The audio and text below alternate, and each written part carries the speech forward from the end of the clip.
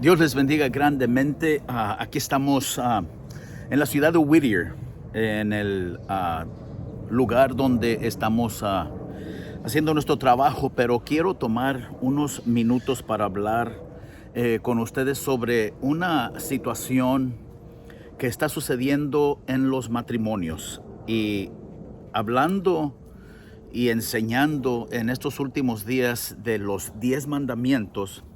Hay un mandamiento en la palabra de Dios. Primeramente quiero decirles que los primeros 4 mandamientos de los 10 mandamientos que Dios dejó a Moisés y al pueblo de Israel para que siguieran, para que pudiera haber un orden,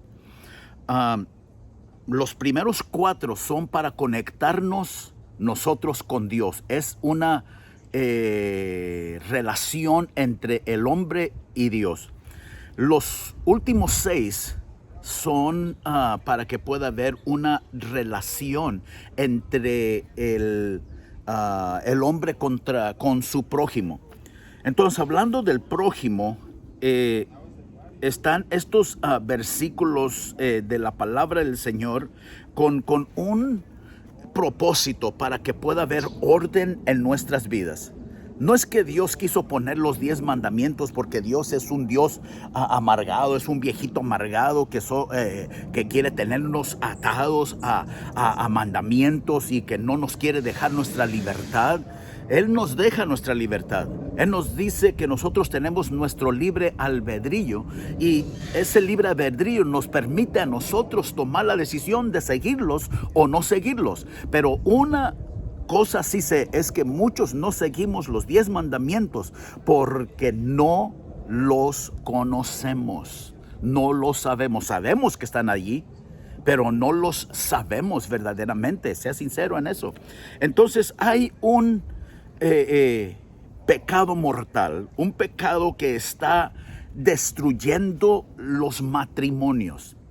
Y el Señor nos dice, no cometan este error, no cometan este pecado, no, dice así, no cometerás adulterio.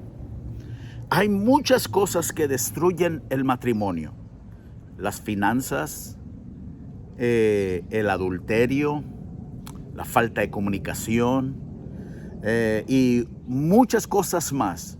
Pero creo yo que el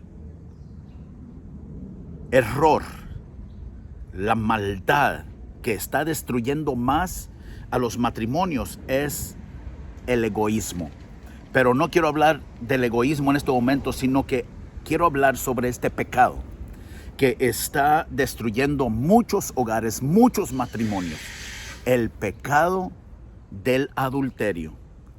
Yo les puedo hablar de eso. El adulterio estaba destruyendo mi matrimonio. Yo nunca le quise mostrar a mi esposa, nunca le dije mis debilidades que yo tenía cuando andábamos nosotros de novios. ¿Por qué? Porque no quería yo ser rechazado. Entonces ya cuando nosotros nos casamos, ella empezó a mirar las fallas y los errores de mi vida.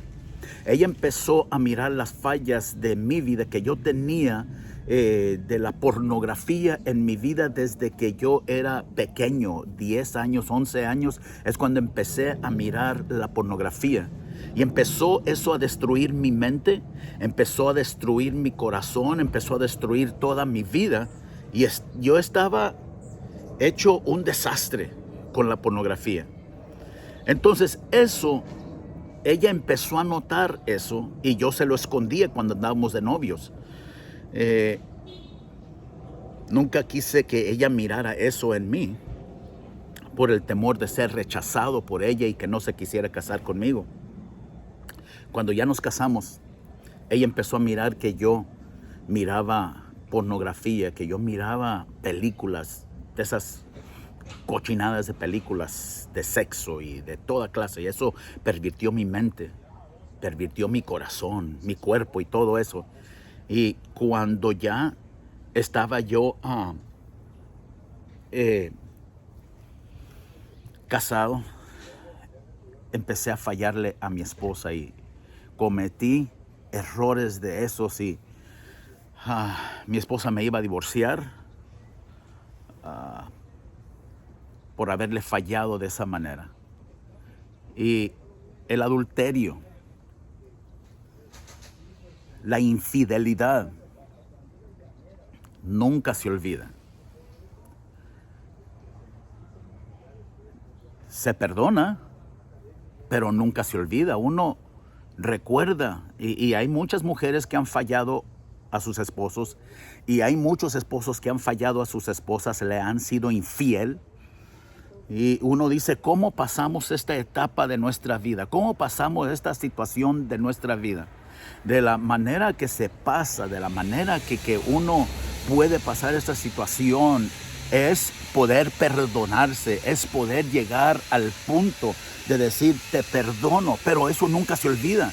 Y entonces el varón o la mujer que ha fallado, que ha sido infiel, empieza a pensar y empieza a decir, hey, no que me habías perdonado.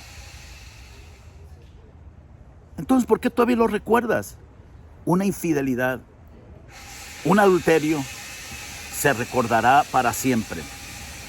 La diferencia es que cuando uno le pide a Dios que le dé la fuerza, el poder para poder perdonar, Dios le ayuda a uno a sanar esa herida del corazón.